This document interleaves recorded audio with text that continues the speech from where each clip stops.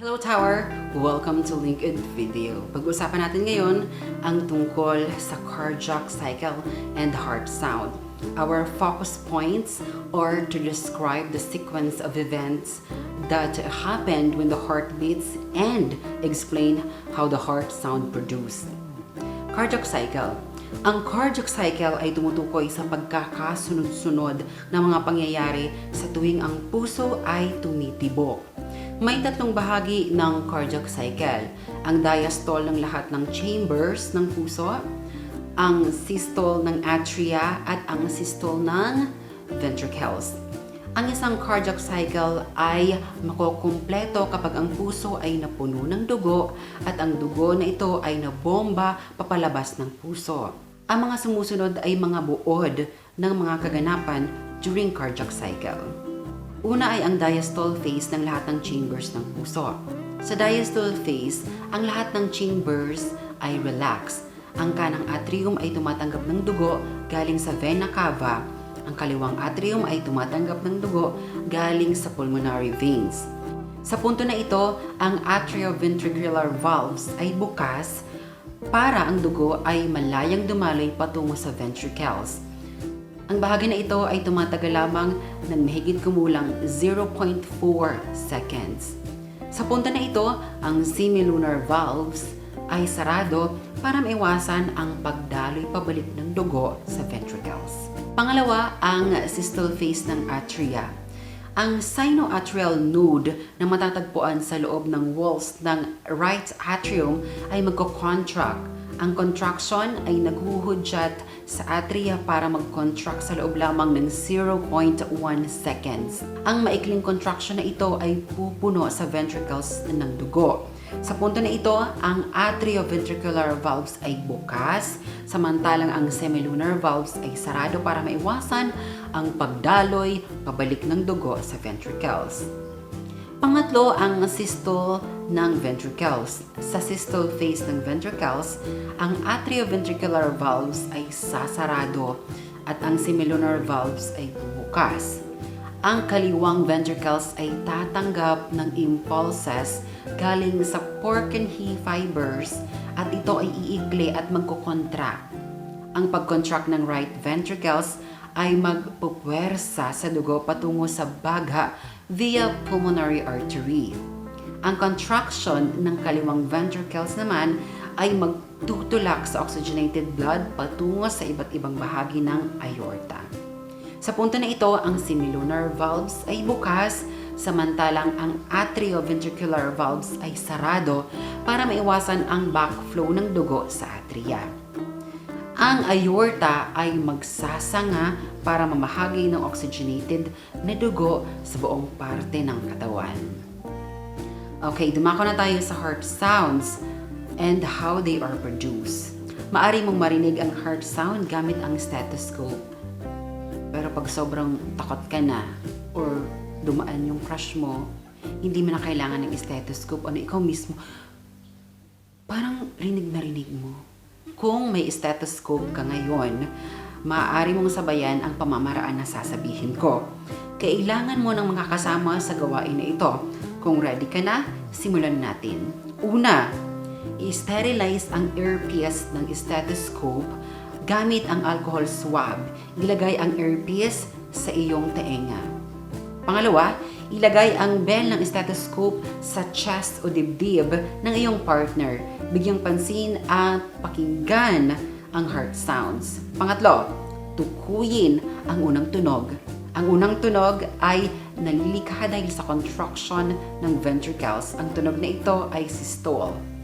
Pang-apat, tukuyin ang ikalawang sound.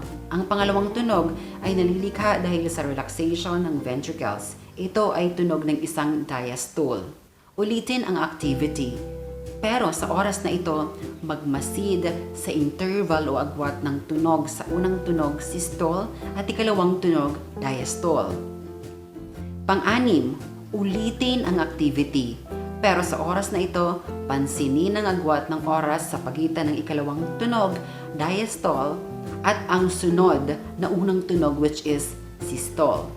Pagkatapos maobserbahan ang 5 intervals, tansyahin ang average time ng puso na nasa pahinga at average time ng puso na nag-contract.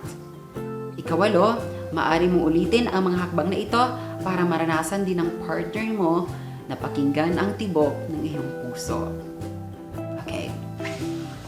Sa tuwing ang chambers ng puso ay salit-salitang nag-contract at nag-relax, nalilikha ang natatanging tunog. Ang tunog na ito ay maaaring marinig gamit ang stethoscope na inilagay sa dibdib. Ang normal na heart sound ay karaniwang inilalarawan na lub-dub. Ang tunog na ito ay tinatawag na heartbeat. Ang stethoscope ay ginagamit to detect heart sound. Ang unang tunog, lub, ito yung S1, is karaniwan ay mas malambot ang tono at mas matagal. Ang vibration ng ventricles sa tuwing ito ay iikli at ang pagsarado ng atrioventricular valves ang lumilikha dito.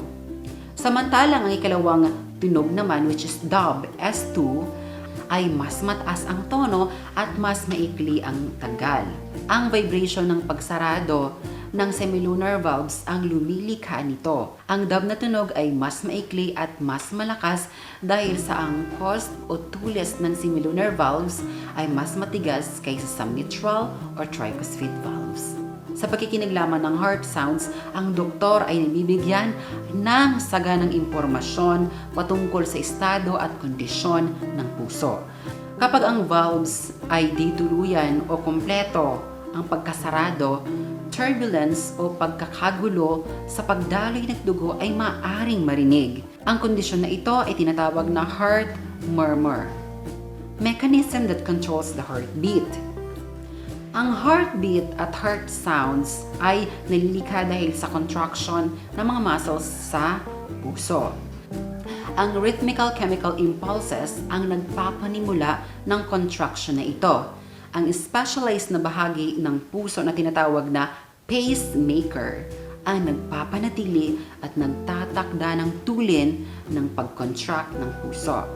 Ang pacemaker ng puso ay isang neuromuscular na tissue na tinatawag na sinoatrial SA node na matatagpuan sa loob ng walls ng right atrium. Structurally, ang cells ng SA node ay modified cardiac muscle cells. Sa tuwing mapupuno ang right atrium ng dugo na galing sa vena cava, ang SA node ay nagpapadala ng signal sa right at left atria na mag-contract ang dalawa ng sabay. Ang signal ay dadaloy sa relay points na tinatawag na atrioventricular AV node na matatagpuan sa muscle wall sa pagitan ng kanang atrium at kanang ventricle. Sa AV node, ang signal ay delayed o naantala para siguraduhin ang atria ang unang magko-contract bago ang ventricles. Ang AV node ay nagsasanga sa dalawa, ang bundle of His at ang Purkinje fibers. Ang mga ito ay nagsasanga sa lahat ng dako ng ventricles. Ang signals galing sa mga fibers na ito ang dahilan ng malakas na contraction ng ventricles na tumutulak sa dugo galing sa right ventricles patungo sa baga at ang left ventricles sa buong bahagi ng katawan. And that is it, baby calf. Maraming salamat at pinili mo nagugulin ang iyong oras sa pag-aral kasama ako. I hope that you learned something from this video that will help you widen your perspective on life. If you are new to this channel, consider subscribing. Link it with Sir Nadi, your study buddy. Tower hug!